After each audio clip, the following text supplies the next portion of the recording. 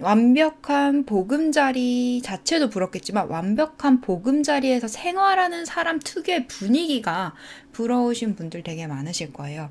근데 심리적인 안전지대를 확보하면 여러분들 이 느낌 납니다. 이 느낌 나요. 여러분들은 그 어떤 안전지대보다도 더 완벽하게 절대로 무너지지 않는, 절대로 흐트러지지 않는 안전지대를 여기에다 만들 수 있습니다.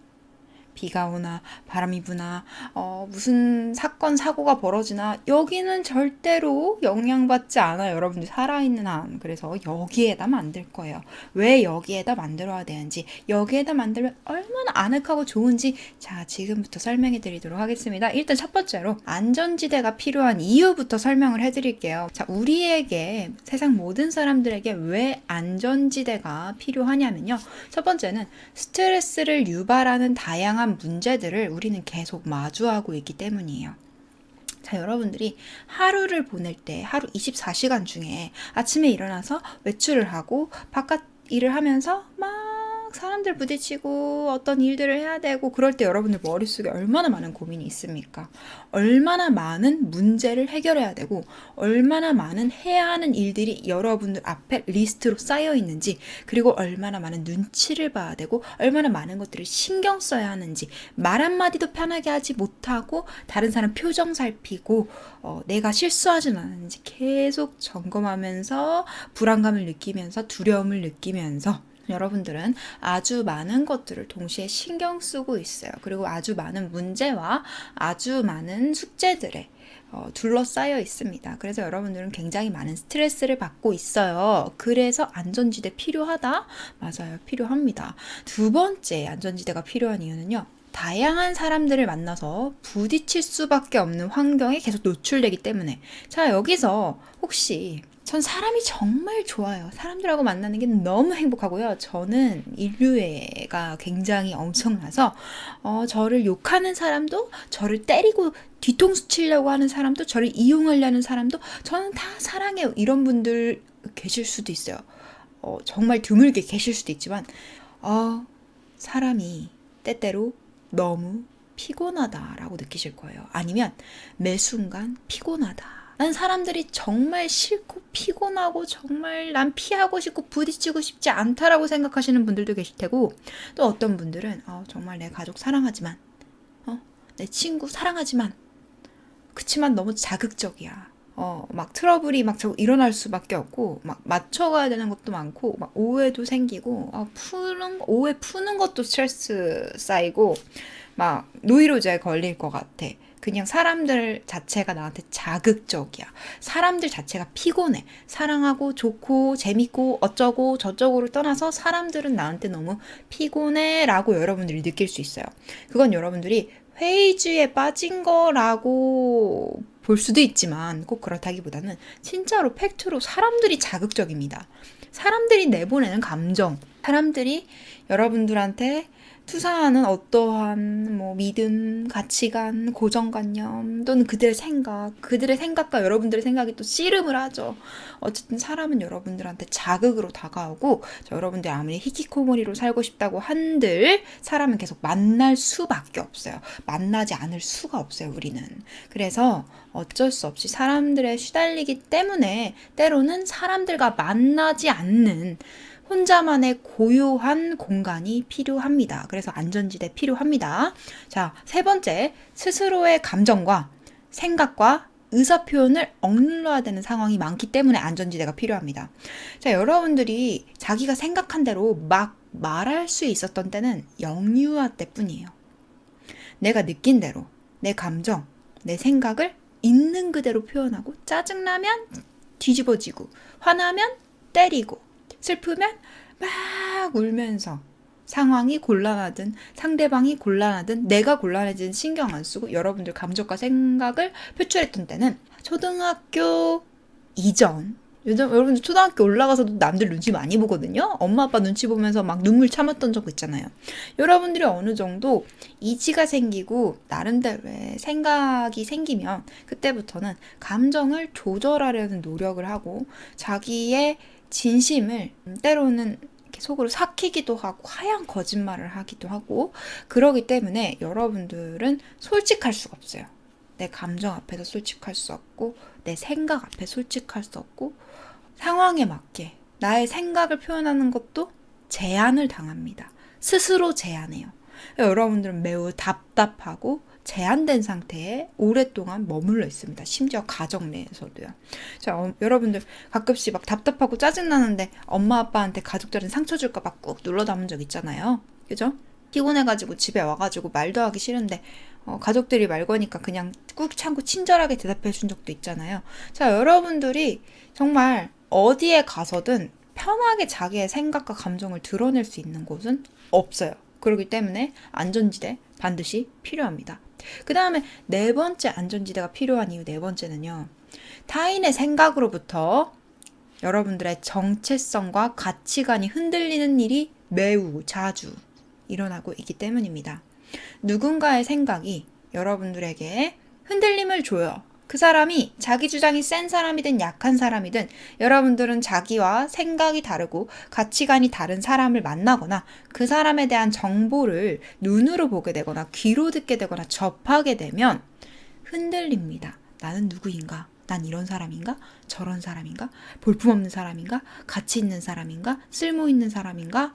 자기에 대한 판단조차도 다른 사람의 생각과 판단에 흔들리기 마련이에요. 여러분들은 흔들리려고 하지 않겠지만, 흔들리고 싶지 않겠지만, 자꾸만 외부에서 반대되는 정보, 나의 가치관과 정체성에 반박하는 정보들이 들어오면 여러분들은 자꾸만 흔들립니다. 그래서 안전지대가 필요해요. 어떤 안전지대?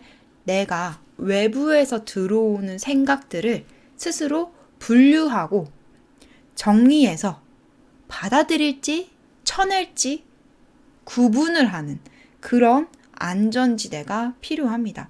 그렇지 않으면 여러분들은 중심을 잡기가 어려워요.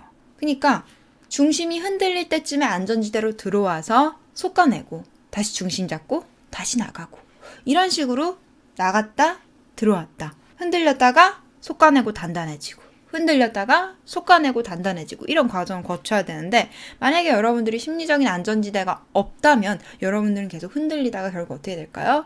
무너집니다. 다른 사람이 말하는 대로 다른 사람이 생각하는 대로 그게 내 생각이 되고 내 가치관이 되고 나에 대한 판단조차도 다른 사람들의 영향을 다 받게 되어버려요.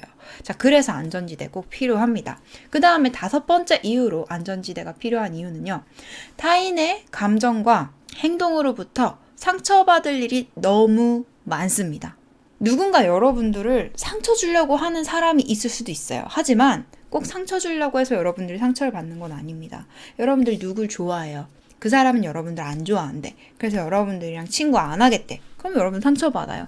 하지만 상대방은 상처 줄 의사는 없었어. 그냥 자기 뜻대로, 자기 선호대로 행동하고 선택했을 뿐이야. 근데 그게 나한테 상처로 다가옵니다. 자, 마찬가지로 여러분들이 어떤 회사에 취직을 하고 싶어. 너무너무 워너비 회사야. 내가 거기를 학생 때부터 너무 가고 싶어가지고 열심히 준비해서 막 1년 동안 준비해가지고 열심히 면접까지 봐가지고 지원을 했는데 떨어졌어. 그 회사는 나를 상처 주려고 날 떨어뜨린 게 아니라 그냥 자기들의 기준에 맞게 사람을 채용을 한 거예요. 근데 거기에 내가 들지 않았을 뿐이야. 근데 난 상처받았어.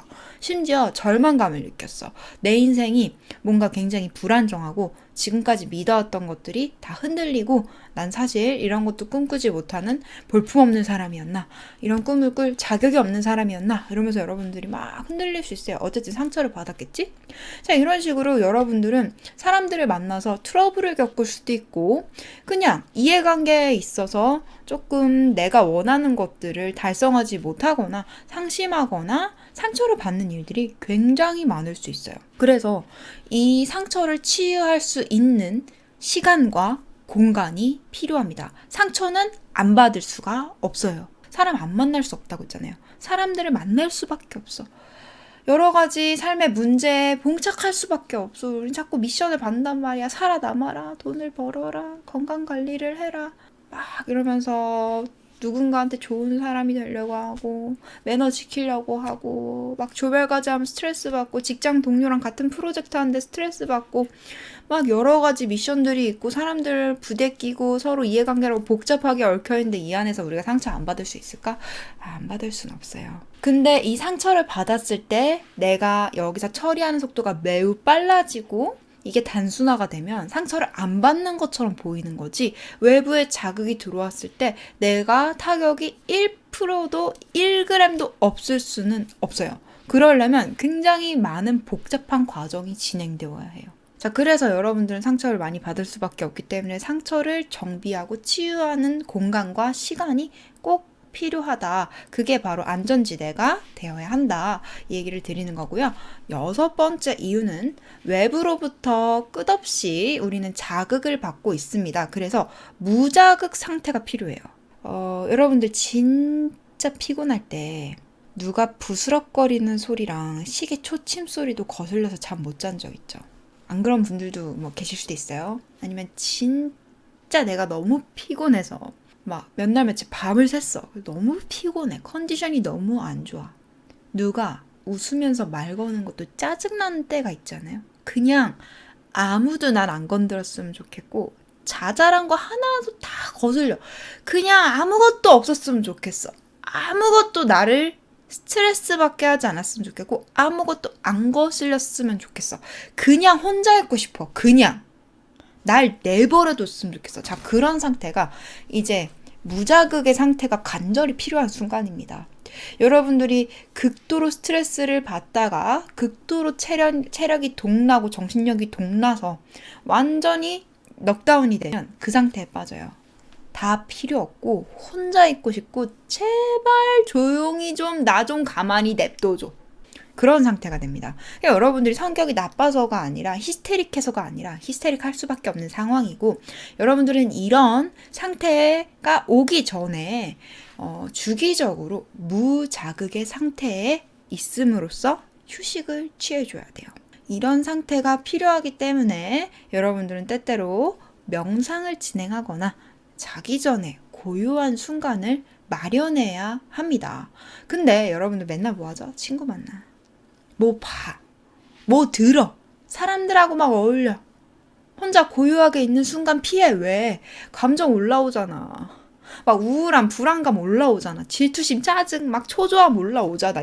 그러니까 무자극의 상태가 필요한 거 자기도 아는데 무자극의 상태가 무서운 거야. 뭐 올라올까 봐. 그니까 한마디로 여러분들은 아무도 들어올 수 없는 나만의 안식처인 독방에 들어가야 되는 상태인데, 그 독방이 지금 쓰레기로 가득해가지고 내 개인실이 쓰레기로 가득해가지고 도저히 발 디딜 틈이 없고 쉴 틈이 없고 악취만 나는 거야. 그래서 들어가서 쉬어야 되는데 못 쉬는 거예요. 그렇기 때문에 이 마음의 안식처를 확보하기 위해서 이 마음 치유와 마음 정화, 감정 정화가 어느 정도는 되어 있어야 여러분들이 이 안에서 쉰다라는 느낌이 드는 거예요. 근데 만약에 이 안에 숙제만 가득하다.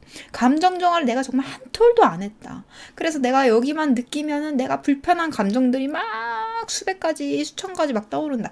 그러면 쉬기가 어렵죠. 오히려 더 숙제하는 기분이 들 거예요. 조금이라도 여러분들이 쉴 수 있는 자리만 여기에 공간을 마련한다면 여러분들은 안식처로서 무자극의 상태에서 완벽하게 휴식을 취하고 컨디션을 회복하실 수 있습니다.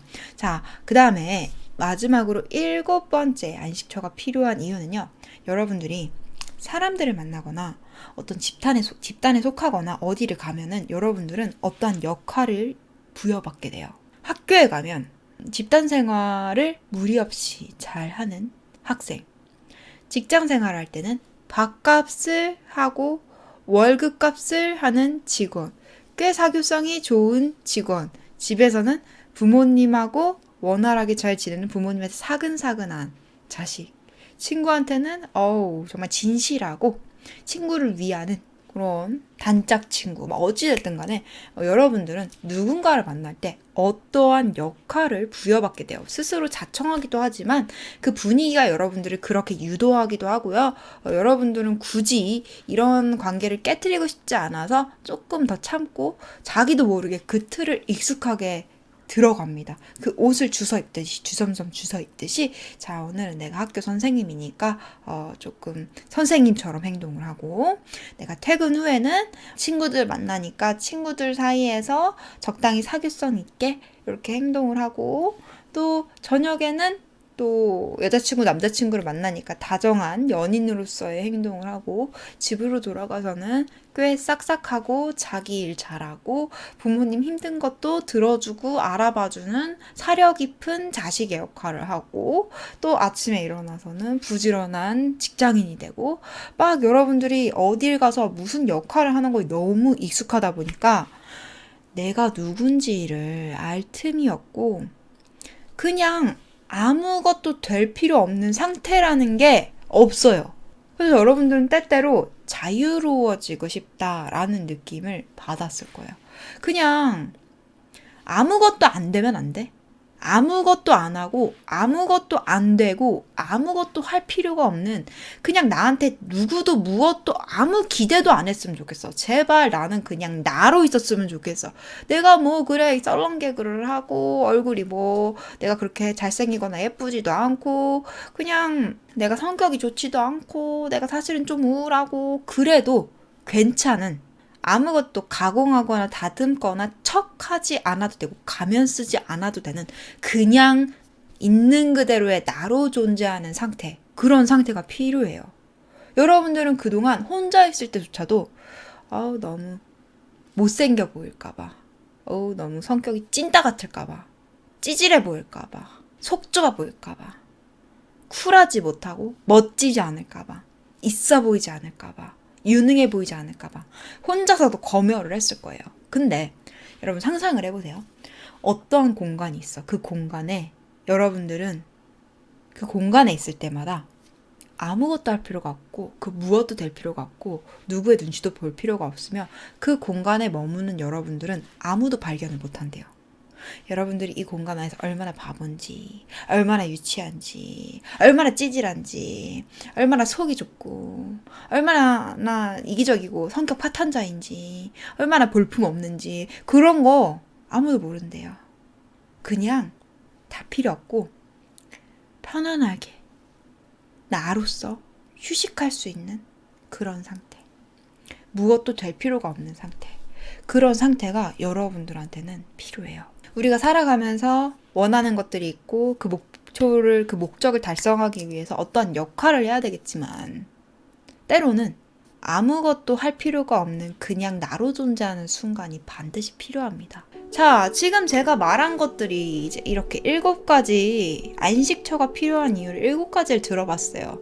자, 여러분들 이 생각 한 번씩 해보셨을 거예요. 제가 말한 이 7가지를 정말 간절하게 원하셨을 겁니다. 자, 근데 여러분들이 이 안식처를 너무너무 간절하게 바라는 나머지 안식처를 엉뚱한 곳에 만들었어요. 지금까지. 안식처가 될 수 없는 것들, 될 수 없는 대상들을 설명해 드리도록 하겠습니다.